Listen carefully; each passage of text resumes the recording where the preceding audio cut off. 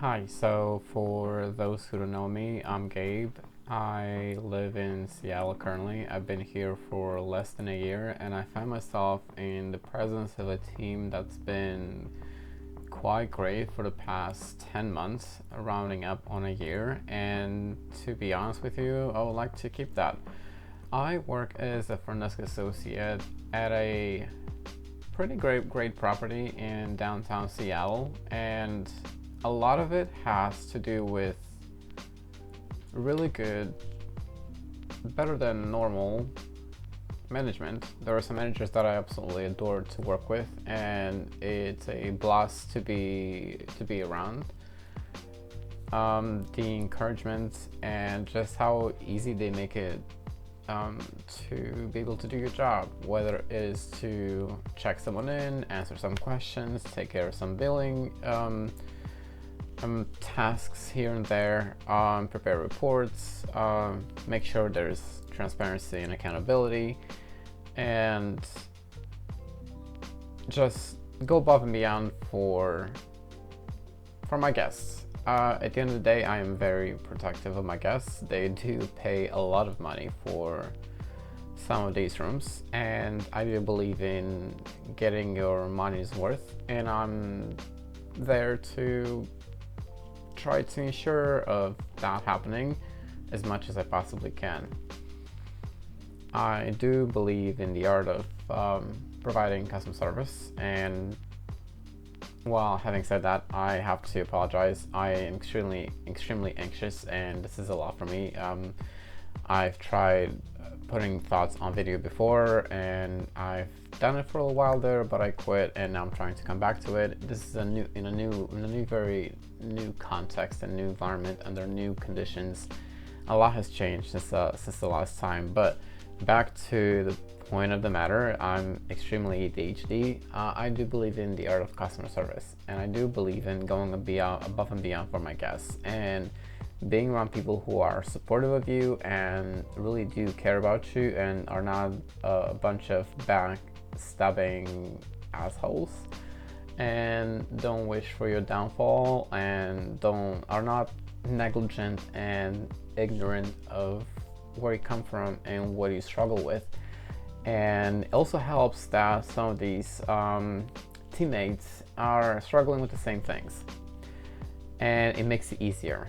It takes away from your own struggle, knowing that there's someone else out there who is struggling, maybe a little bit more, maybe less. It varies. It goes up and down. And with all of that being said, not to make this too long, because there will be more follow-up stories or updates, but basically, as I want to show you, I am less than 24 hours away from going on my very first strike. I have never had a job that was a union job before, and if I would have had it, I probably would have been able to avoid a lot of trauma that, again, I would like to elaborate in another video maybe. But I am about to have my George O'Malley Grey's Anatomy. For those who are familiar with the show, when he wouldn't cross the picket line, he was there in solidarity with the nurses, trying to negotiate better contract terms, better compensation, better work conditions, more nurses, more help, and so on and so forth. And 20 years later, I find myself in a similar position where the union that I'm a part of has voted with an overwhelming number of 94% to go on strike, and for the past 2-3 weeks we've been partly dreading it and partly excited to advocate for ourselves, because if you think of it, when the room rates are going up and the various fees are going up and there are new taxes being added, like Seattle tourism assessment fee, which is in a way, it does help for major projects that will in turn attract even more tourists. Seattle is doing pretty great with the new connection over the lake. We have now the number one transit system in the entire country, even though Seattle is the 18th largest city. So to have just two lines have the largest number of riders, more than the public transit in San Francisco or Los Angeles, is definitely a moment of pride. Plus having the World Cup, and with the Seattle Seahawks having won the Super Bowl, there is a lot going on for the city, and I do feel a personal sense of pride because I probably should have relocated here sooner and maybe avoid myself a little bit of heartbreak, because at the end of the day I am introverted, and when I come home I retrieve to my little corner and I put my VR headset on and I try to decompress and let go of that anxiety that has built up through the day from, I wouldn't say necessarily forced interactions, just too much, maybe too much communication. I'm having a little bit of trouble explaining that, but I have some background music playing in my ears so that I could feel a little more comfortable. When I'm out there behind the desk for 8 hours a day, I am pretty comfortable. It took me a long time to get there, but it comes with knowledge and support, and I love learning, and I love having an exchange of ideas and experience, and we are competitive in a healthy way. There are things that we can do to be able to get a better paycheck, but at the end of the day, to go back to the idea that the room rates have gone up and the cost of living has gone up, it's only fair that we all unite in solidarity and negotiate with our employer for better raises than the ones that we were offered. For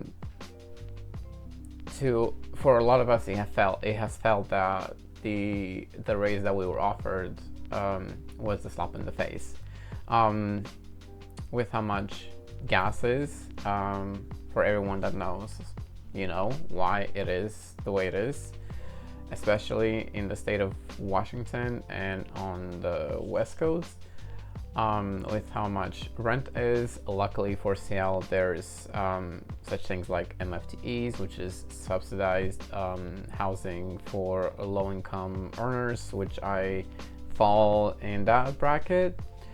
Popular to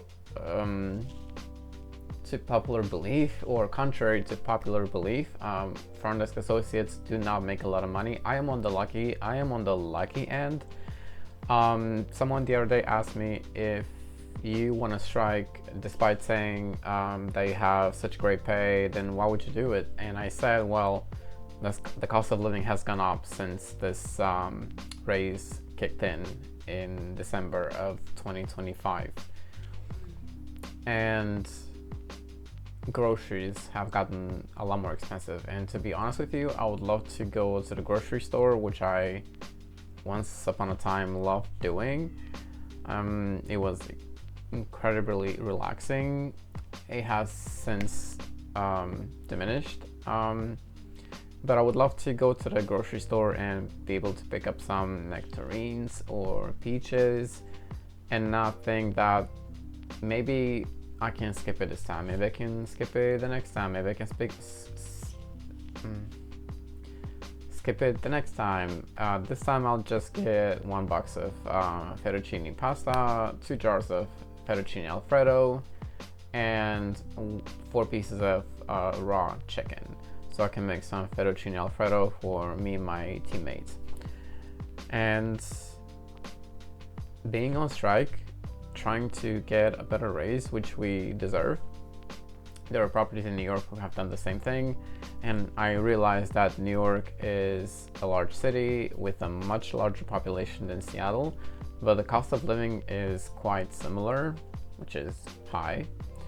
And if they were able to negotiate pretty good wage, we should be able to do the same. Since we both work for one of the major leading hotel brands in the country, and we are, by all accounts, one of their top jewels in Seattle. And for those thinking that maybe they should fire us and hire new people, good associates that are willing to give up their shirt off their back and go above and beyond are not growing on trees and are hard to find. And the happier we are, the happier our guests are, because it truly trickles down to our guests. It makes it easier for us to go above and beyond. And in those moments when we are dealing with difficult guests, which for us doesn't happen to be often, but it does happen every now and then, it makes it easier to know that, hey, if I were to take a mental health day to recover from those interactions, or just to be able to recharge, because this is a job that it's very easy to cause burnout and to not want to get out of bed in the morning. For some, not for everyone. And it makes it easier to be able to take a mental health day and not feel tremendous guilt over it, because at the end of the day it would be giving up about $200+ a day, which in Seattle is not an amount to laugh at. It certainly comes a long way when it comes to getting food, and especially in those moments when you come really exhausted from work, from like carrying dozens and dozens and dozens of pieces of luggage and doing it fast, because in your head you feel like people cannot wait and you don't want to waste their time, and you want to make sure that they get to the airport in time, that they'll get to their train in time, or that they're getting to their room fast so they could start their experience, so they could start enjoying themselves, so they could stop wasting time standing in line, and so forth and so back and so forth. I hope I've made my point. By the time you're seeing this, I might be on the picket line already, possibly preparing myself for the next round. We don't know how long this is gonna take, but even though I'm extremely anxious and scared out of my mind, I do know that I do have the support of my friends. With some of them, we'll go over tomorrow about my upcoming expenses, like the storage unit where I have my furniture from when I lived in Vegas until 2023, paying a part of my electric bill, reaching out to my landlord, which I should have done a while ago, and let him know that at the first of the month, just 5 days before my birthday, I'll pay only half of the rent and pay the other half in the middle of the month. During the strike, we'll only be paid less than half of what we normally make, but to get better compensation, I feel like it's gonna be worth it. Even if it's not for me, for my teammates and for future teammates that will work there. As I mentioned, it's a great property to work for. We have a blast having conversations with our guests, just interacting with them. We do have a little robot that we use to deliver food to our guests. The kids love it, and as I always say, some of the adults get a kick out of it too.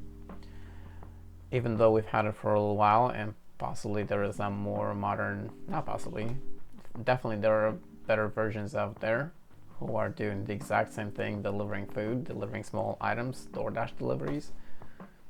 And there's a lot of fun we are having there. It would be nice if we kept having the fun.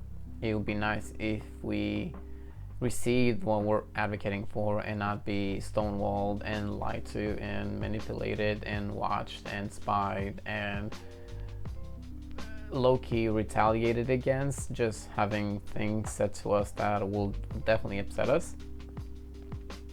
I would rather have a positive work environment, which with as I said, with some supervisors and managers, it's easier to have. we have new team members that have joined us, and we have high hopes for. And I do hope that we will get your support in all of this too. I do hope that you're still with me by the time this moment rolls in, that I still haven't lost you. And if there's a way that you can support us, I'm gonna add a QR code around this time that you can scan to support us. Whatever I don't need, whatever I'm not gonna use, I'm gonna share with my teammates.